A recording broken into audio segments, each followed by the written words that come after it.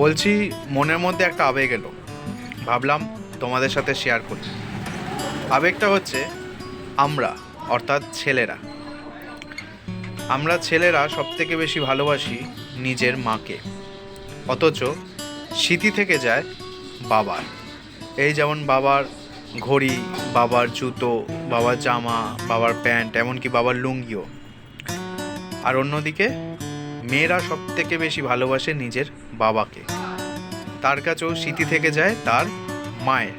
এই যেমন মায়ের শাড়ি, মায়ের ঘড়ি, মায়ের জুতো, মায়ের গয়না, এইগুলো আর কি। শুধু পার্থক্য একটাই, একটা ছেলের শুরু এবং শেষ সব কিছুই নিজের বাবার সাথে, আর একটা মেয়ের শুরুটা হয় নিজের মায়ের সাথে আর শেষটা হয় পরের মায়ের সাথে। সবাই ভালো থেকো বন্ধুরা, পরে আবার দেখা হবে।